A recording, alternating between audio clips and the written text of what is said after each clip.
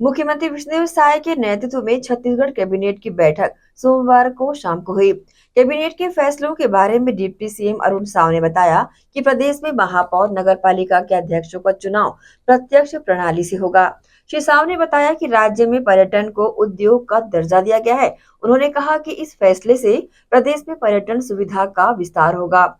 साथ ही कैबिनेट ने नगरीय निकायों और पंचायतों में ओबीसी वर्ग को आरक्षण देने का अनुमोदन कर दिया है। उप मुख्यमंत्री अरुण साव ने मंत्रालय में राज्य कैबिनेट की बैठक के बाद पत्रकार वार्ता को संबोधित करते हुए कैबिनेट की बैठक में लिए गए निर्णयों की जानकारियां दी। आज विष्णुदेव साय जी के अध्यक्षता में राज्य कैबिनेट की बैठक संपन्न हुई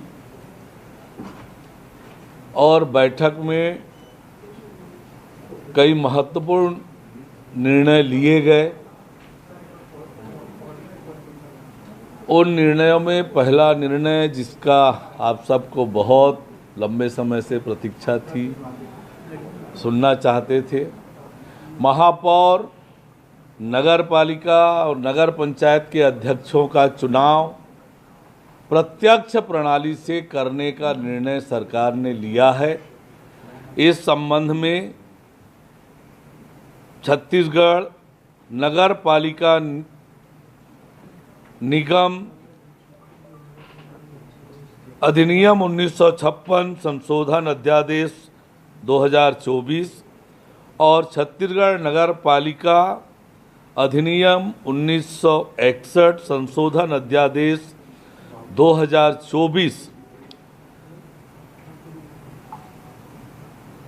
के प्रारूप को अनुमोदन किया गया। यानी अब प्रत्यक्ष प्रणाली से महापौर और नगर पालिका नगर पंचायत अध्यक्षों का चुनाव होगा।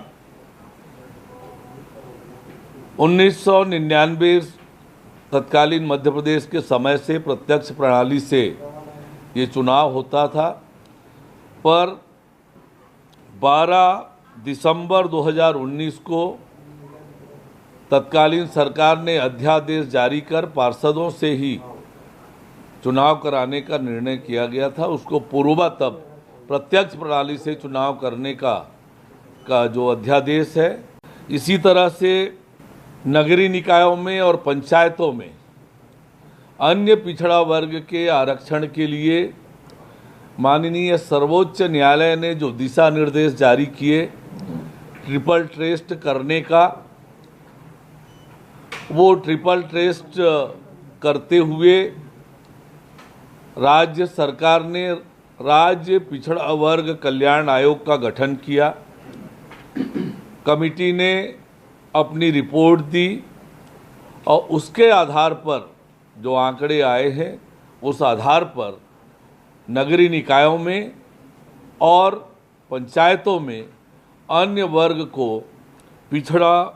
पिछड़ा वर्ग को आरक्षण देने संबंधी विभिन्न धाराओं में जो संशोधन करना है, उसके प्रारूप का भी अनुमोदन किया गया। इसी तरह से मंत्रिपरिषद द्वारा सार्वजनिक वितरण प्रणाली के अंतर्गत पात्र हितग्राहियों को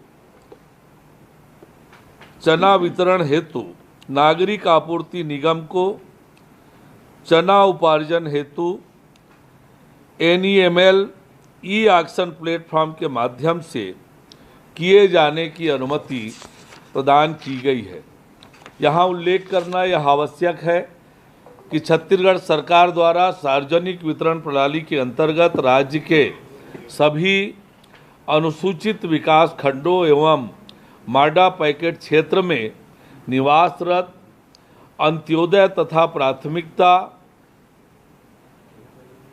राशन कार्ड धारियों को प्रति माह 5 रुपये किलो की दर से 2 किलो चना प्रदाय किया जाता है।